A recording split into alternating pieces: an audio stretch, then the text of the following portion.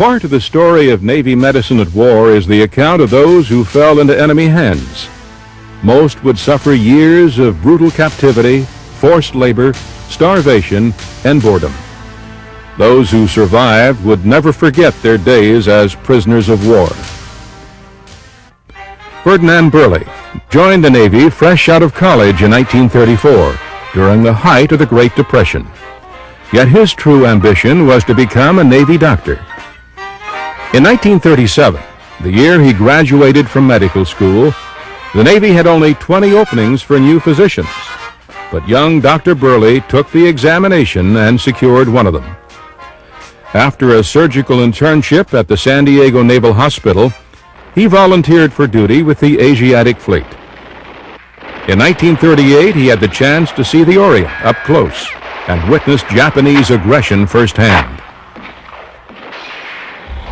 So from China, you went to the Philippines. Yes, I wound up at the Navy Yard, Cavite, the last place in the world that I ever want to select, but that's where I wound up, at the Navy Yard, Cavite. And your duties there were? Duties there, just strictly examinations, physical examinations for employees, and not too much in the way of Navy personnel to take care of, because they had Kanakawa Hospital across the way. We did have a Marine anti-aircraft battery that had been set up at a place called Binakayan, and I think Ernie Irvin was the corpsman there. And once a week I would drive out there in a station wagon we had and make sick call. So that was my additional duty there. But other than that, wasn't too much going on. How did you hear that the war had started? Oh, that was interesting. I'd spent the weekend playing golf in Manila with the fleet surgeon, Captain Lohman, and a very good friend of mine, Ernie Necker, who was the head of Mackay Radio there. His wife, Rose, had gone to Baguio, so she wasn't with us, but we played golf and had a very pleasant evening, and then I'd come back early in the morning sometime. I was sound asleep when Erickson, who happened to be the senior officer of the dispensary, came into my room and shook me and woke me up. And he said, "Fred, I just heard the Japs have bombed Pearl Harbor." And I said, "Good. Now we can lick the sons of bitches." And I turned over and went to sleep, because I didn't think the war would last 3 months, period. But I figured we were ready for them.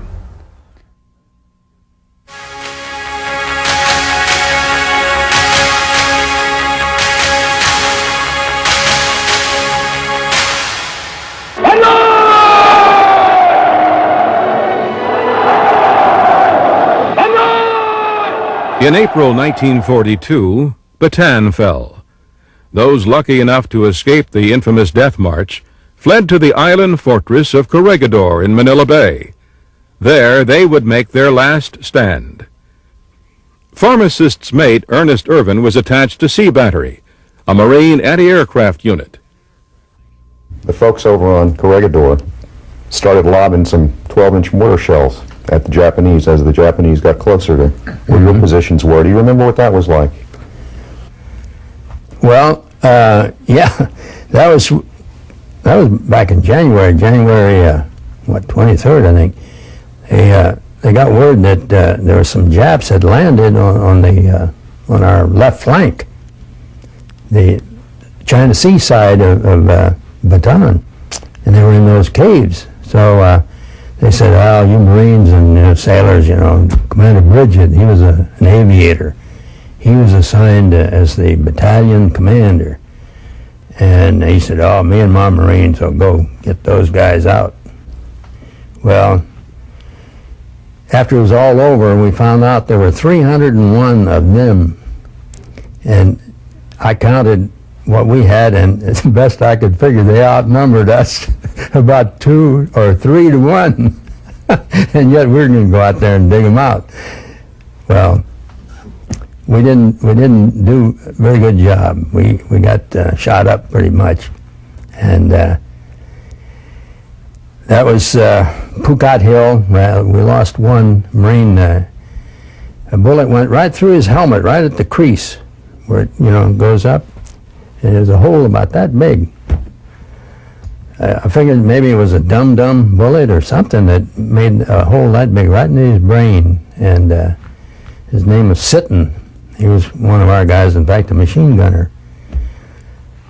He and this guy Smith was a corporal. I said, I'm going to go down there, because Sitten was my buddy, and Smith. And they said Sitten wasn't moving. He was in this clearing, and he was lying on his stomach, and his head was down. And they thought, maybe he was hit. So I said, I'm going to go. And the lieutenant said, no, Doc, he said, there's only one of you. We have to, we'll need you later. So you stay up here. So they started down, and he took 10 men with him, and they started down, and they'd stay, 10 paces apart. So if the machine gunners took off, why, they wouldn't get them all in one spraying. So by the time the last man started down, the lieutenant was out of sight down this hill, Pukat Hill. So I said, hell, I'd just go too. So I started down. I got about halfway down. They started yelling for me. So I came running down like a little carabao, making all that noise. One, I didn't scare everybody. Sounded like a tank coming down, all the branches breaking, and just charging through the jungle, because you had to grab onto these little saplings, and go through them. And so I went down, and they said, well, Doc, there he is, So, okay, so I belly crawled up to him, and I told him, I said, hey, give me a little support here. I said, do a little shooting, keep their heads down while I'm up here. Well, they wanted to see what I was doing. So anyhow, he was out of it. He was unconscious, but he was still alive. And so I started putting a bandage on him, and all the time I was doing that, he kept pulling on the firing pin and letting it go. Pull it and let it go. He still wanted to fight, but he never made it. I carried him out, and they gave me the Silver Star for that medal. There was a lot of activity going on. How did you get from Bataan over to Corregidor? A few weeks before that, we had been assigned to the 60th Coast Artillery, which was an Army outfit, and there was a colonel, and we were part of their setup because they decided our guns would act as they could sink a ship or hit a ship. They didn't have to be set with a fuse. They could be just like any other artillery. So they said, okay, you're part of the defense of the South China Sea or whatever. And so he called him, and he said, hell yes. He said, I got a tug coming at 11 o'clock tonight. He said, have your men there and at the dock, Quarantine Station dock, and you can go over with my men. What do you recall about the day the Japanese landed? I was in the tunnel when it happened. Of course, they'd run in, I think, the 59th Coast Artillery, pretty much close to a regiment of men into that tunnel, and when the Japs landed, and so they were going to move them out of the tunnel, but they ran them through for some reason, I guess to get organized, and then they were going to run them out and fight as infantry. And but some tank had gotten up on top of Melinda Hill and had a commanding view of anybody peeking out, was like a rat, they'd get them with their tank. So they said, okay, that's it. So they had them get rid of all their equipment. They took you to the infamous Bilibid prison. What are your recollections of your first encounter with that place? The Philippine government was trying to build a road from Lingayen Gulf to San Fernando Valley, and it would be a shortcut to the Gulf up there. And but they gave it up because it was so costly in men. The prisoners were dying off from disease. Even had cases of rabies, and they untreated. And of course, it was difficult to get food up to them. And but the Japs took 300 Americans, and they finished it. They completed the job, and of course, at the end, I think they said there were only about 99 who survived. It was something in the 90s. Only 90 survived. It was what happened was they'd send a truck. The Japs would have a truck with 2 or 3 guards and, of course, prisoners taking food up to them. While the guerrillas would ambush this truck and kill the Japs and the Americans or the truck drivers and take the food. So this food didn't get up to these guys, and they didn't have any way of cooking the food. When they did, they'd try and cook their rice. They had to cook it in a wheelbarrow that they'd been hauling mud or dirt or whatever with, or rocks. And of course, they had no medical treatment facilities of any kind. And it was just like a contractor working mules, work them till they drop, and that was it. That's the way the Japs operated. They did that with all the work camps. You saw some of those people. Yeah. Came back. What shape were they in when you saw them? Oh, they were, time they'd have them in, they couldn't even stand up. They were in such bad shape. They were so emaciated from lack of food and lack of liquids and disease. They were just full of disease. It took us 3 weeks to get to Moji in the ship. There was an incident along the way. Yes, there was. There's something happened. We heard explosions. We heard gun firing and so on. They slammed that opening of the hatch shut, and we were confined in there, and the ship rattled, and the engines revved up, and things were happening out there. And according to Ernie Irvin, he happened to be up in one of the benjos and cleaning the thing, and he saw what had happened. He saw where a cruiser, which one of the escorting ships, was hit by a torpedo and sank. You ended up in a horrible place called Ichioka. What kinds of conditions did you find there? Now, Ichioka, as I said, was underneath the stands of a stadium. There was no ventilation. There was a corridor that ran the length. At the back end was the doctor's office in charge. We had a little office at the back end. On the left-hand side, as the slope ran down like that, on the left-hand side they had these partitions built about a foot or foot and a half above the floor. Wooden partitions. Then they had straw mattresses around the sides where the patients lay. Then there would be another one. You couldn't have anybody on the right-hand side because the thing sloped down. There may be a few patients, but not too many. And Acorn and I slept at the far end, underneath that part. It was nothing but malnourished bodies. TB, just malnourishment, period. Most horrible thing. Lice-ridden bodies. It was the most horrible place you ever want to see. It was just unbelievable. You eventually ended up in a place called the Kobe POW International Hospital. What was that like? Kobe is a narrow city, and it rises from the water up the slopes to the mountain. And we were about a block and a half from the last house up on the top of this mountain. We were up there in this beautiful area. There were 3 levels to this place. There was 3 large buildings and an office building, and then there was a guardhouse at the very beginning and a morgue at one end. We had a beautiful view. You could look down at Kobe. You could see the waterfront. You could see smoke from Osaka 20 miles away or so. And the air was clean, lovely. It was just what a difference between this horrible place that we were in to this. It was just marvelous. The food didn't change too much, but it was just much healthier. What about that big raid in June of 1945, the big raid on Kobe? What was that like?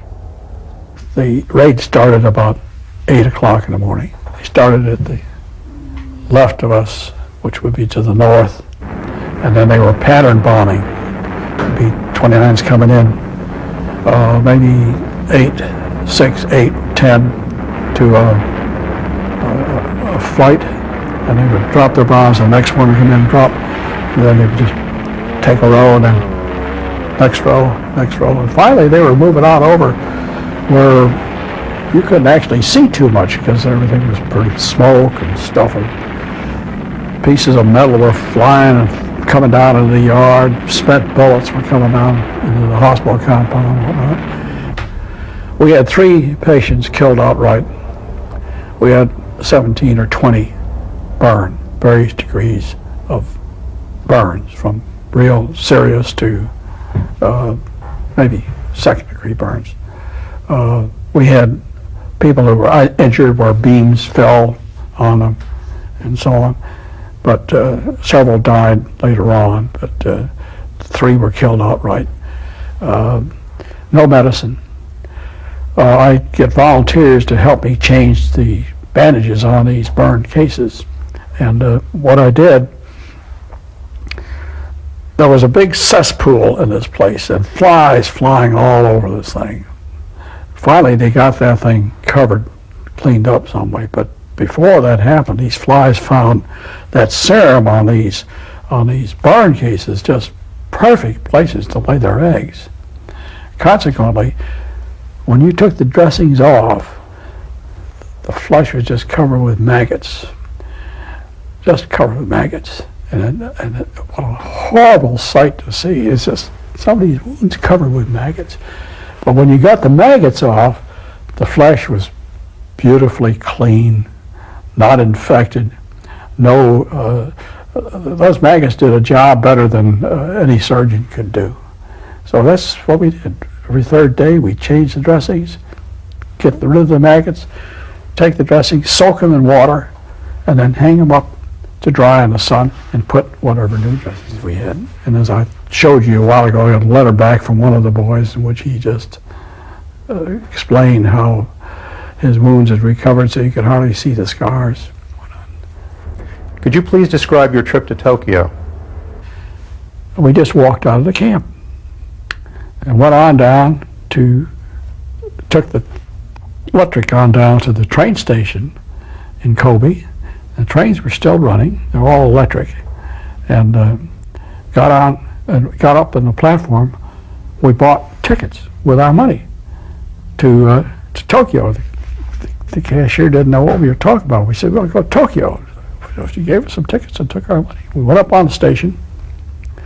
Well, one train would come in after another, and we didn't know what to do. And kids would come up to us and they'd say, baseball, baseball, baseball. Very friendly.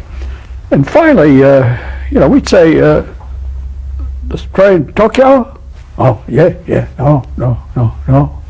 So we'd ask, is this train going to go to Tokyo? We didn't know how to get there. Finally, a very nice gentleman had a briefcase with him. He came up to us. He spoke perfect English. He says, can I help you?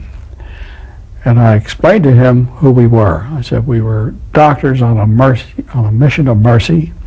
We wanted to get to Tokyo to explain our plight. We had a hospital that had been burned out, and we had no medicine, no bandages, nothing to take care of our patients. We needed help. He says, come with me and I will show you how to get there. So the next train came along, we got on, and he sat between us. He opened his briefcase and he took out 3 peaches, and he gave each one of us a peach. And he said how glad he was that the war was over, period, and we could be friends again. As we came around the bend, as you ride that train from Kyoto or Kobe or whatever to Yokohama, at one part along that course, you come right along the sea, and you can look out there and see the ocean. And there was the fleet standing out there. And it was just a wonderful sight to see. We get to Tokyo and we get off. And I'd been to Tokyo before the war started on our way, way to the Far East. So the only place I could think of was the Imperial Hotel. I didn't know how to get there, but we were going to try to find out how to get there. So the streets are kind of desolate, nothing moving, and all of a sudden here comes an army truck with 3 guys on it. So we flagged it down. The guy stopped, and we said, "We want to go to the Imperial Hotel." And, okay. And they took us to the Imperial Hotel. We got to the Imperial Hotel. We said, we better clean up. So we went on down into the men's room down below and washed up and tried to get cleaned up a little bit, make ourselves presentable. When we were in the tattered clothes we had, we get up and we go to the desk. And the clerk is there. His mouth is open. And we said, we'd like 3 rooms. He says, "Who are you?" I said, we are doctors on a mission of mercy, former POWs, but we are doctors and we have a lot of sick patients in Maruyama and we've come to get help. "Oh, please." And he motioned up to the mezzanine above. He said, "Please have a seat up there. Wait." So we went up there. First thing that comes along is an Army major. He speaks English real good, wants to know what's going on, where we come from, what this, that, the other thing. We explained. We're doctors from the Kobe International POW Hospital, was bombed out, so on, so on. Well, you have to go back. No, we're not going to go back. We want to talk to American authorities. He didn't know what to do. He sends, the next person that comes up is from the State Department, their State Department. He speaks good English, gives us the same questions and so on. So finally they give us a room, 2 rooms down in the basement. And they sent a young guard to stand over us who speaks perfect English. He was an English student. And you could look, there was a window above like that. You could look through the window and see, the street above, and you could see the buildings, you could see the sky. And he sort of sat there while we talked. Well, in the meantime, they sent different people to talk to us, including the Kempe and The secret police. the secret police, yeah. And he wanted to know how we got there, how come we got there and nobody killed us. I said, "Oh, everybody's friendly." As Murray pointed out, he wanted to know if anybody knew we were here, and of course Murray told him, yes, everybody back there knew we were here, why we'd come and so on. He was very, very typically, Arrogant. arrogant, right? And that's when Murray got up and he stood up and he pointed down at him like that and he said, "Look, you don't talk to us anymore like that. You have lost the war. You are finished. We will have you shot if you talk to us." The guy turned white and he walked out. We never saw him again. But they finally agreed after several days that they would take us to meet with the Swiss people who were representing the Americans. And we walked across the street, like big wide boulevards there, and across the street. And here on the side of the building was the emblem, the United States emblem. They were occupying our former embassy there. And here was inside. Of course, I should stay back. We slept in beds for the first time in 3.5 years with sheets. We had food to eat with knives and forks and napkins. We had hot showers. We were living like kings. And they were very gracious. They offered us cocktails. We had cocktails there. I had this list of all the patients, where they were from, and so on. And I said, "Would you please get this so that the next of kin can be known?" He promised me he would. And I turned the list over to him. And that was when we agreed to go back. So the next day, they assigned a young secret police guy with us to take us back to Osaka. And it was nice because he kicked people out of the seats and we sat down on the trip back to Osaka. And he took us to where the POWs now had taken over control of the building there. They had the officers there, and it was just running like a regular supply depot, and civilians coming in and so on. And they had taken over the town, period, but they were doing it in a proper way. They had magazines there. They had Life magazines with pictures and so on. I couldn't sleep. None of us could sleep. The three of us could sleep. We just went up on the roof, and it was everything so exciting. I mean, it's just unbelievable. We just couldn't get over what had happened. Looking at some of these pictures, and it was just unbelievable. For those who had been liberated from prisoner of war camps in the Pacific, the homecoming and recovery would be long and difficult.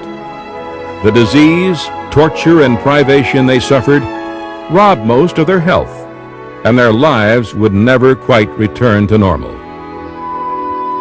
Over a half-century later, survivors of the Bataan Death March, Corregidor, Camp O'Donnell, Cabanatuan, Bilibid, Sanssouci, Fukuoka, Shinagawa, Sumori, Omori, Ichioka, Kobe, and the infamous Japanese hell ships vividly remember their ordeal as guests of the Emperor.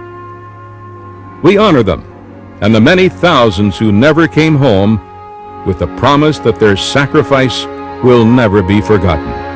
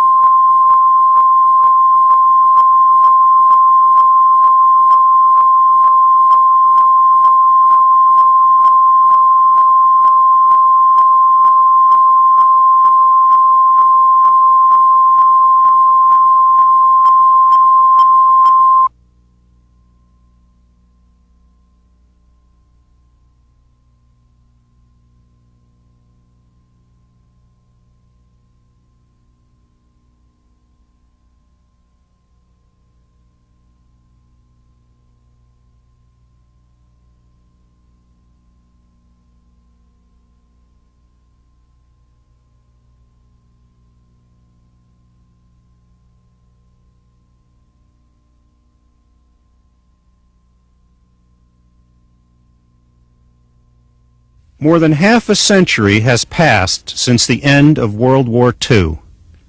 That era is becoming a distant memory. For the current generation, it is ancient history.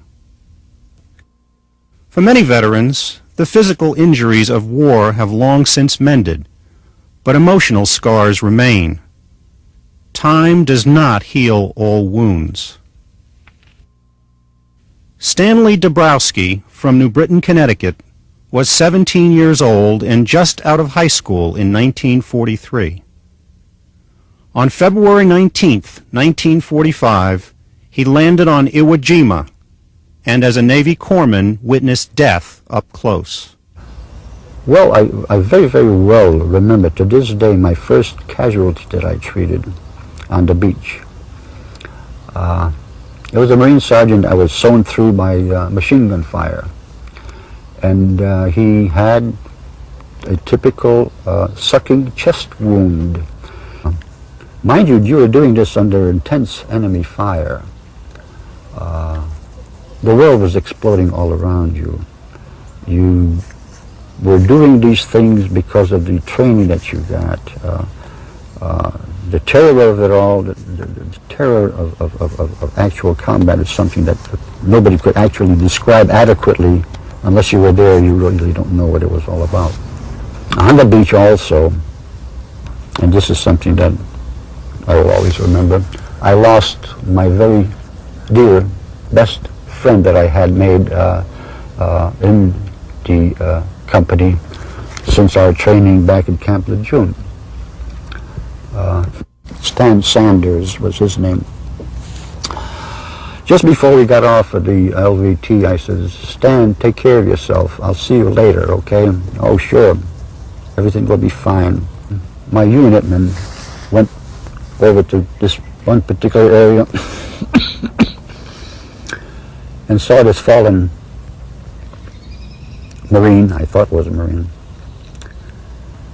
And when I got there, it was my very dear friend Stan. He was hit by multiple machine gun bullets. He was dead. That was a shock. Navy doctor Lieutenant Walter Burrell was assigned to the aircraft carrier USS Sewanee, a ship that had the unfortunate distinction of being the second Navy vessel hit by a Japanese kamikaze. Hundreds of men were killed and wounded. As Burrell treated the injured, a panicky sailor burst into the compartment. As we were entering the entrance of the port to the chief's sleeping quarters, a sailor who had obviously in panic came running down the passageway shouting that the captain's dead and everybody on the bridge is killed. Abandoned ship. Abandoned ship. The men in the wounded in the chief's quarters, on hearing this, began to panic, I guess, because they started running for the entranceway all at once and scrambling over each other and fighting for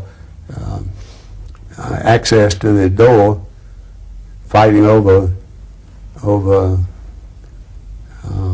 life jackets, and I didn't know what to do really, except I stepped in the doorway and shouted, "Stand fast." There's no order for abandoned ship. You have to stay fast.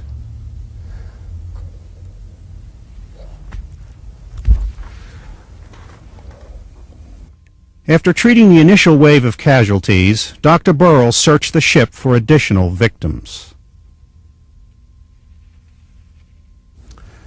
Of the casualties there were extremely severe burns, for the most part, so bad that you could not even recognize your closest friends. It was very disconcerting to speak to one of these people. I remember pulling one man out of an officer's stateroom and thinking that he was a friend of mine, a pilot. I spoke to him and called him by his nickname, Frog. And the crewman said, "I'm not Frog. I'm just an old enlisted man."